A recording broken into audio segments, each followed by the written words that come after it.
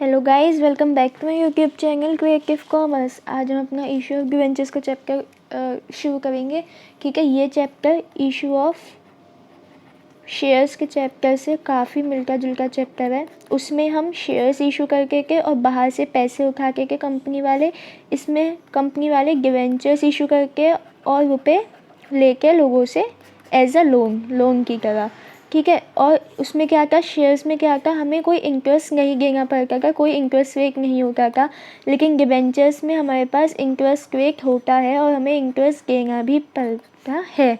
ठीक है, अब देखो हम डिवेंचर्स की डेफिनेशन देखें तो debenture is a certificate which is written acknowledgement of debt taken by the company which is issued under the seal of a company. यानी कि इसमें क्या होता है हमारा कि जो डिवेंचर्स है वो एक रिटन सर्टिफिकेट है, एक एक्नॉलेजमेंट की तरह है। ठीक है, जो हम इशू करके मार्केट में पब्लिक को इशू करके और पब्लिक हमें उसके बदले में पैसे देती है, हम एज अ लोन उसको लेके उसके बदले हमें मतलब कंपनी वालों को इंटरेस्ट भी देना पड़ता है।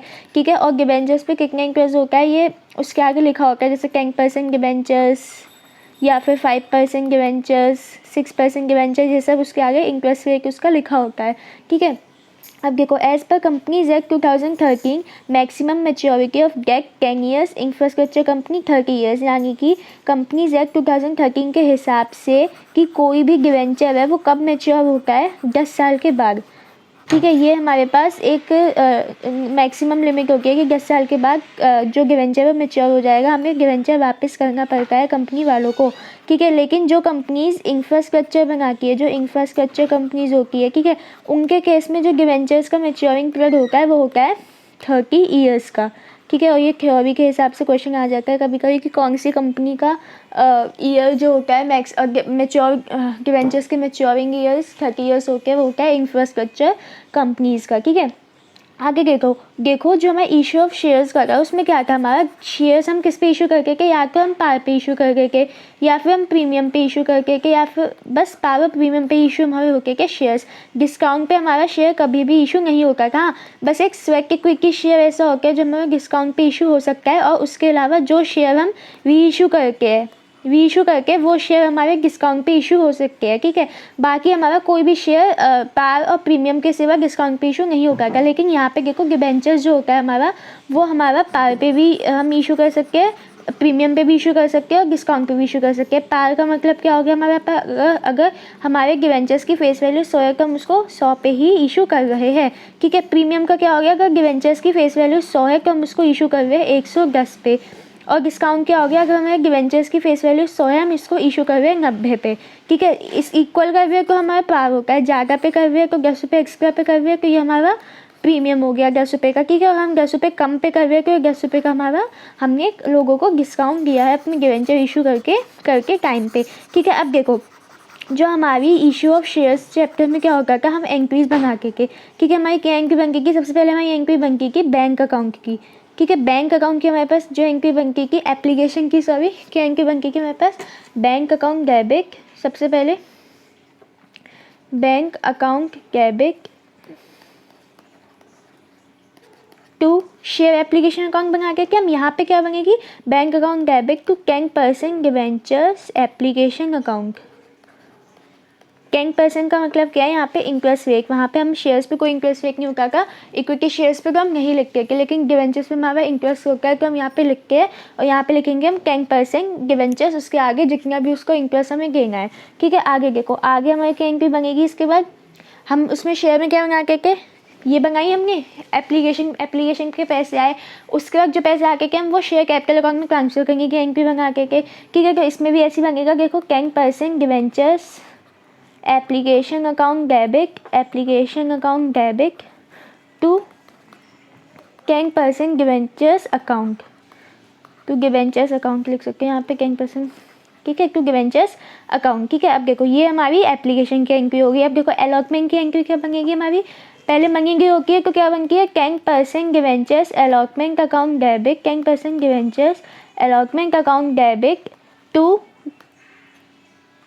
10% डिवेंचर अकाउंट। ठीक है, ये हमारी होगी अलॉटमेंट मनी ड्यू की एंट्री। ठीक है, अब देखो हमारे पास पैसे आएंगे तो एंट्री क्या बनेगी, bank account debit to 10% debentures allotment account की जरूरी नहीं है, हर बार 10% की हो, इंटरेस्ट रेट के ऊपर है, ठीक है, कि 9% है, 8% है, 6% है, ठीक है। यहाँ पे मैंने फॉर एग्जांपल 10% लिया कि 10% हमें इंटरेस्ट देना है कंपनी वालों को, ठीक है। अब देखो फर्स्ट कॉल की गारंटी बनेगी हमारे पास, इसके बाद वही same 10% debenture first call account debit, 10% debentures first call account debit, first call account debit, ये होगी हमारी ड्यू की एंट्री, मंगी ड्यू होगी हमारी टू 10% डिवेंचर्स अकाउंट या फिर to debentures account, to debentures account, ठीक है। इसके बाद क्या एंट्री बनेगी हमारे पास डिवेंचर्स। अब देखो बैंक में रुपए आएंगे तो bank account debit, bank account debit to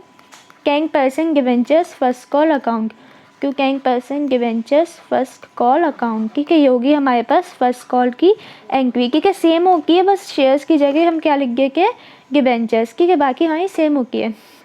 आगे देखो हमारी फाइनल कॉल की क्या एंट्री बनेगी भाई, 10% debentures final call account debit, मैं बनाती हूँ 10% debentures final call account debit, final call account debit to 10% debentures account, to debentures account, ठीक है।